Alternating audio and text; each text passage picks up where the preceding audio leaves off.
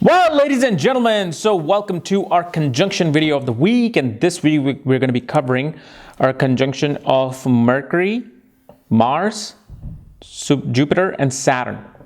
And what happens when these four planets are conjunct in your horoscope. And I know last week I missed doing the Saturn part because I did Rahu, and then somebody reminded me of that.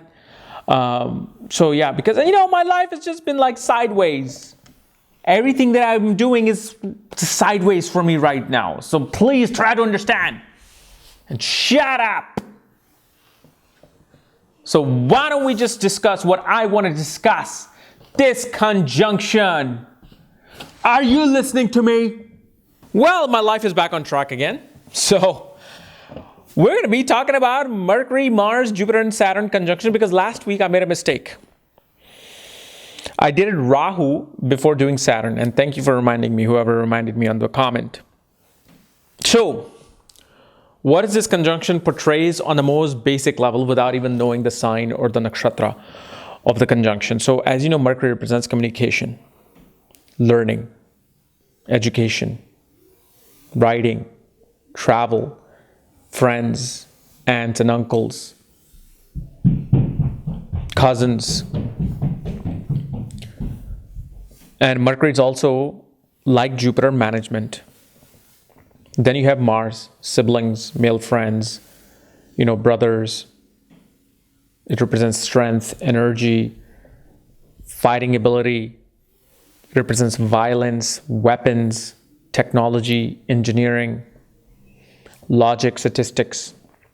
Saturn, which represents discipline, structure, organization, sacrifices, duty, commitment, paternal uncles, servants, subordinates, restriction and boundaries. Then Jupiter represents teachers, preachers, counselor, advisors, father, pilgrimage. It represents law, it represents philosophy, astrology, astrologers. So now you have all these four conjunctions together. So what type of a dynamic are they playing? So when you have these four planets conjunct, okay, there are a couple of things that come to mind. First of all, these people make excellent lawyers. Lawyers, managers, people who are in statistics, logic. This is a conjunction of a person who's very methodical in their approach to their life, their career, their belief system, their religion. These are the people who are very hardcore in terms of when this person believes in something, they will believe in it till the end. It was very hard, very tough to deter them, to take them from one side to the other. When they have made up their mind, they have made up their mind. No matter I think even if Shiva came down and told these people what you're doing is wrong, they will not believe that. Because the thing is, especially when you have two planets of intelligence, Mercury and Jupiter, a planet that really represents religion, belief systems, something which is higher than ourselves. And Mercury, which represents that analytical intelligence that, okay, I should be believing in this because of the fact this is this, and this.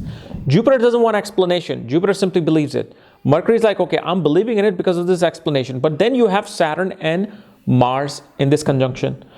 These are the two planets that represents this shrewd and fightingness, like okay, I believe in it and I'm going to fight for it and I'm going to stand by it no matter what happens.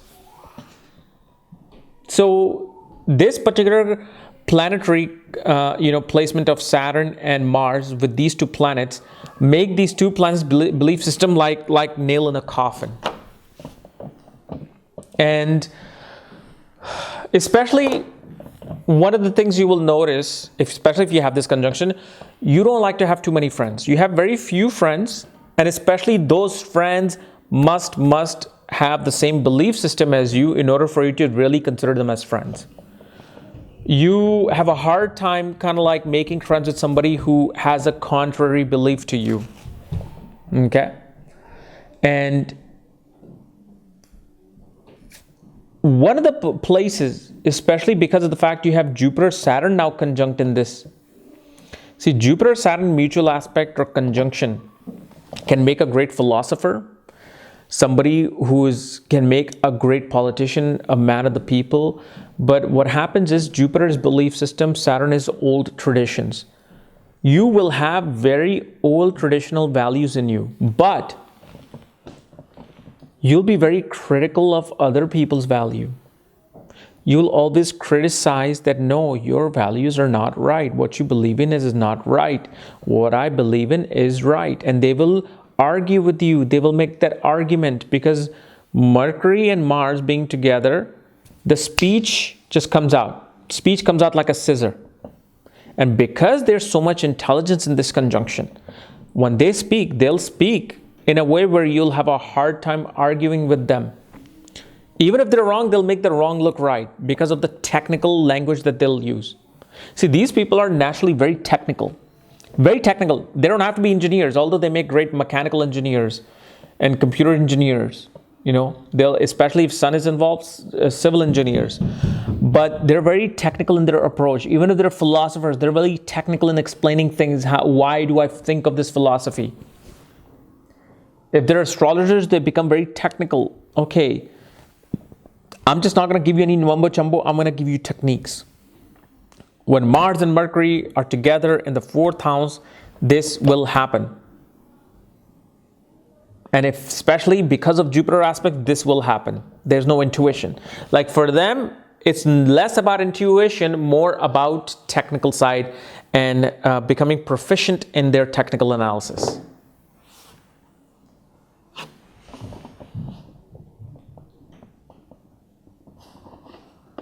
But one of the best, places and there's actually a particular career.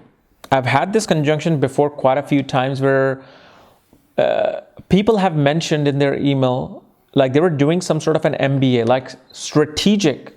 I don't know if you guys know if you are MBA, like it's called strategic or strategy or something, some type of a learning, business learning, which is about strategizing things. Like I think it's one of them was strategic marketing. I think that's what they were learning, strategic marketing. See, this conjunction really makes a person strategize things.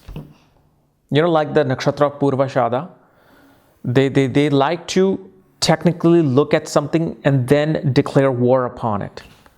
Like if they're a marketing manager at a company, internally they'll be like, okay, I'm declaring war on this other company who's our competitor. Let's go. Okay, let's become technical. This is what we're going to do. We're going to do this, then this. But profession-wise, I have seen people mainly who go into fields of law, statistics, logic, economics. People make great economists.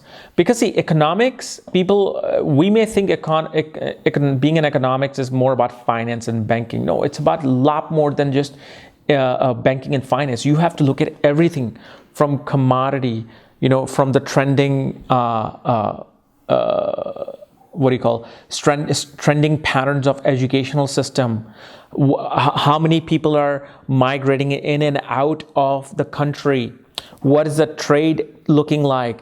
And based on all of this, they're like, okay, this is what the economy is going towards because of this. So they make great economists, especially if this conjunction is occurring 5th from your Karakamsha Lagna, the KL, which is one of the alternative ascendants of astrology, which is very simple, easy if you learned it. I made enough videos on it. Definitely you will pick your subjects as economics, law, or engineering. And all depends on too, how the nakshatra is. Is it nakshatra? Are these planets sitting in a technical nakshatra or non-technical nakshatra? Like if let's say you're in a technical nakshatra of Mars, Rahu, Ketu, Saturn, it'll take you more towards technology. If it's, in a nakshatra of Moon, Venus, Jupiter, it'll be more non-technical.